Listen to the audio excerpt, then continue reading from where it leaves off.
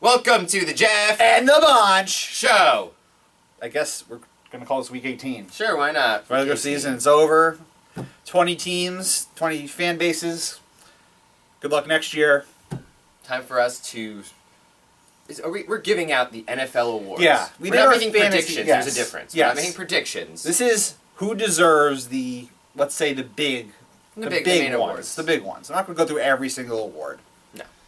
But the ones that I think there's legitimate debate about, that people are talking about, discussing, I think we should at least, mention them and see if we agree, because I'm not sure if we're going to. We'll see.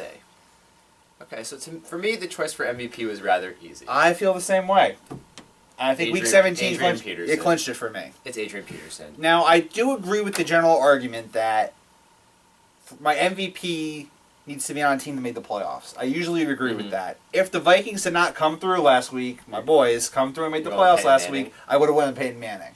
Yeah, I mean, that makes sense. But at the end of the day, Peyton Manning, he had a fantastic season.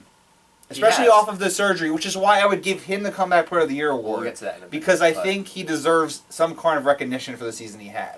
But he was even the best quarterback this year?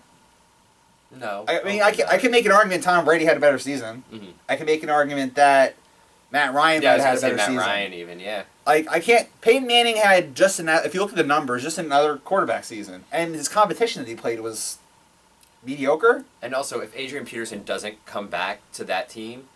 What are they? The definition of most valuable. The Vikings went from 3-13 to 10-6 and a playoff spot. I want to say solely because of Adrian Peterson. I say solely, but pretty much solely because of Adrian Peterson. Yeah, because Christian Ponder, he was up and then he was down. Yeah, he's very inconsistent game manager type quarterback. But still, Adrian Peterson had one game, I think, out of 10 where he had less than 100 yards. You know what else clinched it for me? He's insane. Percy Harvin gets hurt. He's out for the year. Yeah.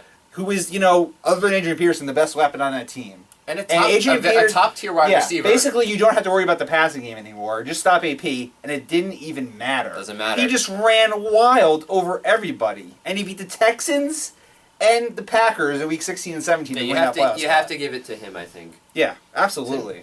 I'm impressed by Peyton Manning coming off the injury, which is why he thinks he's the Comeback Player of the Year. All right, well, do you want to just go to Comeback Player of the Year? Sure. Keep talking about it?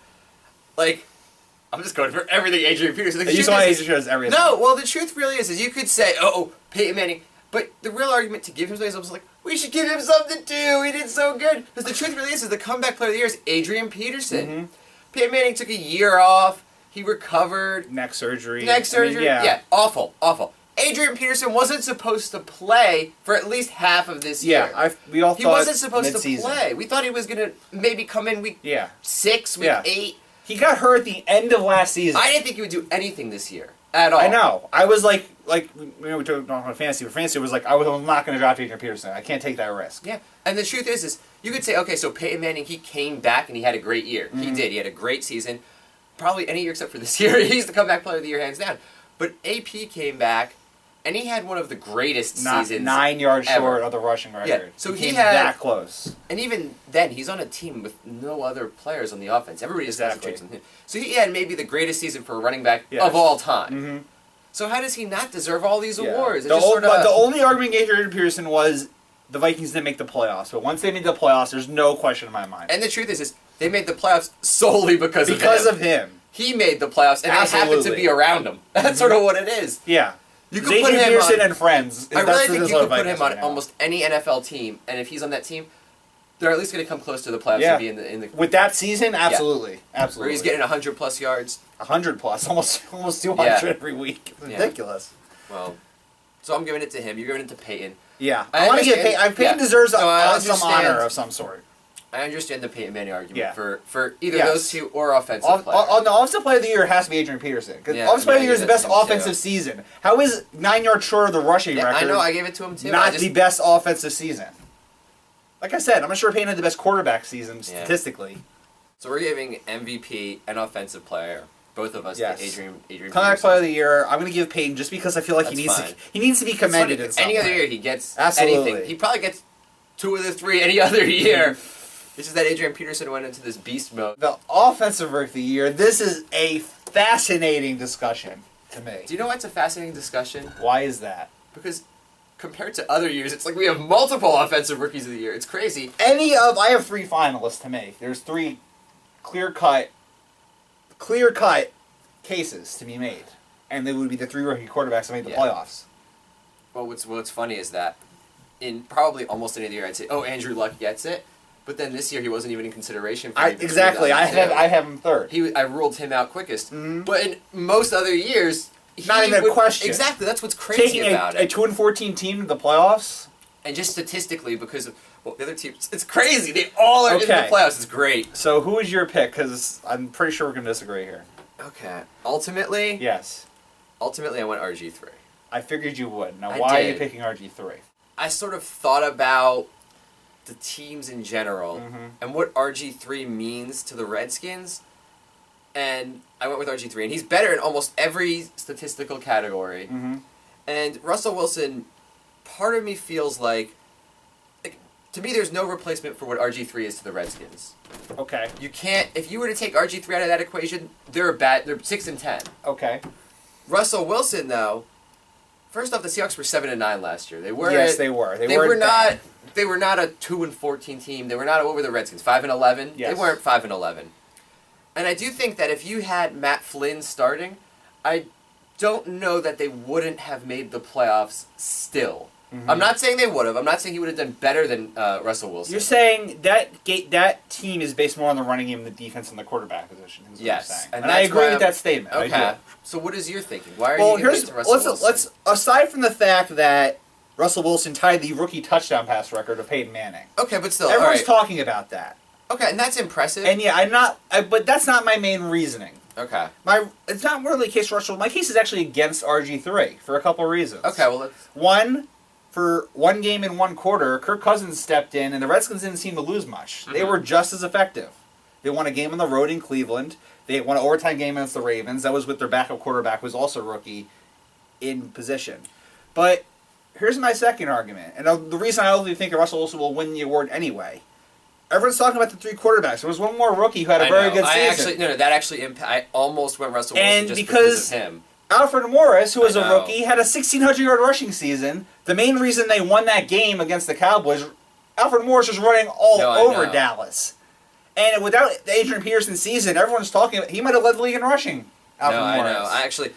So it feels like, to me, how can I separate the quarterback from the running back when they both had such tremendous seasons? So I feel like ultimately they should split the credit that the Redskins are getting. Maybe like 60-40, 70-30 towards RG3. But I can't declare RG3 the rookie of the year without a doubt, since he has a rookie running back that's been helping him so much. I think that splits the vote, and Russell Wilson takes the rookie of the year award. Wow. I mean, that would be an upset. Yeah. Definitely would be an upset. RG3's the favorite. I would agree with that. I mean, I still think it's RG3, but I would not have a problem with Russell Wilson winning. Yes. I really wouldn't. Just the Russell Wilson, you see, he has that clutch gene, too. Coach of the year. I'm going to have to look at the description for what's allowed, or how we define Coach of the Year, because it seems pretty obvious to me, but I don't know if I'm even allowed to do this.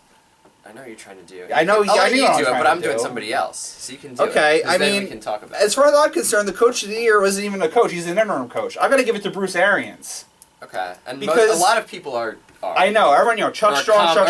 Not taking anything thing. away from the inspiration of the Chuck Pagano story, but the fact he was not there for most of the year coaching. There was an interim coach, Bruce Arians, who was a pretty good offensive coordinator in Pittsburgh. They got rid of him for reasons nobody knows, and he stepped in and took a 2-14 team to the playoffs. And basically to do that when you were not even told you're going to be a head coach, just without even warning. Oh yeah, by the way, our head coach has leukemia. He's going to the hospital. You have to coach this team, and they got better.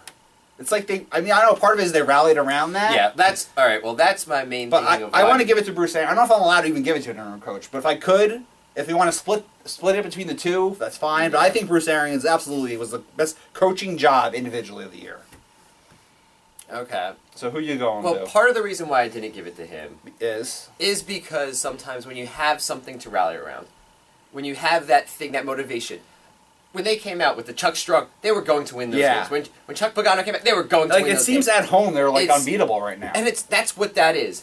It's not like he went in and took over a team He didn't take over the Jets mid-season when they were a No. complete disaster and the players don't I care. see, but I feel like the team was such an overturned team. There were so many rookies. They had 2 rookie tight ends. They had no running game. I mean, other than Reggie Wayne and Andrew Luck, but he is a rookie too. It was a bunch of nobodies like T.Y. Hilton and guys like that. Okay, well, There was nothing much to work with there. for me, I actually went back and forth between 2 other coaches. Okay, let me hear this. Pete Carroll and Mike Shanahan. And in the end, I actually ended up giving it to Mike Shanahan. Really? Yeah, because, all right. I don't think Pete Carroll. But no, all right. Mike Shanahan, here's my argument for him. He took a rookie QB and a rookie running back and had probably the best rookie QB, or best QB running back combo in the NFL. I guess. Also, there were 3-6 after the first 9 games. They won 7 games in a row. The Redskins. They're also a team that, coming into this year, the Colts play in a crappy division. They really do. The division stinks. The Titans stink. The Jags stink. We thought the Colts stink too. They don't. No one. I thought the Redskins were the worst team in the NFC East, in what was arguably considered the best division. I would agree with that. In the NFL going into this year, and he took a team that was the worst team in arguably the best division and won the division. I mean, yeah, that winning streak was impressive, but we just talked about the rookie quarterback, the rookie running back. Like, I don't want to know if I give credit to the coach for that. Like, I don't know if that was really his job doing. I think it was more the players than the coach. I think Mike Shanahan did a fantastic coaching job. But you could say the same. You could say the same thing. Like, oh, it's the players; they're motivated. Yeah. But the Colts, like I said, like, I mean, it's hard to determine how much credit you give to the coach, how much credit you give to the players. Yeah, it is. But in the end, when you have a team that's 3-6, and you've got 2 rookies on the team, and you could still get that team. Because also, don't forget, you don't have something to rally on. You're 3-6. You're demoralized. You're rookies.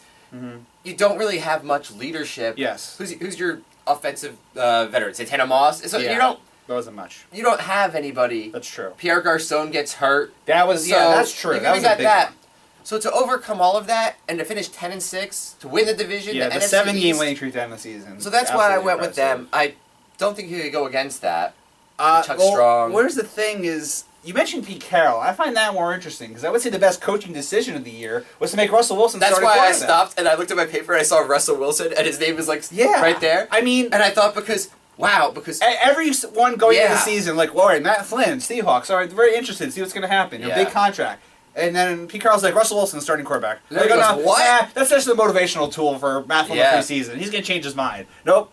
Stuck with it. Everyone said, you're nuts. And Yeah. look what happened. Maybe the rookie of the year, a playoff team, this clutch gene that Russell Wilson seems to have. The players love him. It's amazing. And I think best coaching decision of the year, if you want to base it on one decision of making that quarterback change that everyone thought was nuts, I could see Pete Carroll for coach of the year. I could see that being a legit argument. I kind of like what you're going with there. Well, what's funny is him. what's funny is when I was thinking of the two of them, I thought, and they play each other this week. I was like, and I'll see who I want. after We're this week. getting to that in a little bit. I'm glad you brought so that. the two rookies, it's great. But those are fun matchups too. So I think are those the words? I think those are the words that are worth discussing. Okay. So thank you for watching the Jeff And the Bonch Show. Goodbye, America. We'll be back in 2 minutes. Yeah. For the next show. Sorry, no goodbye because we'll be right back after these messages.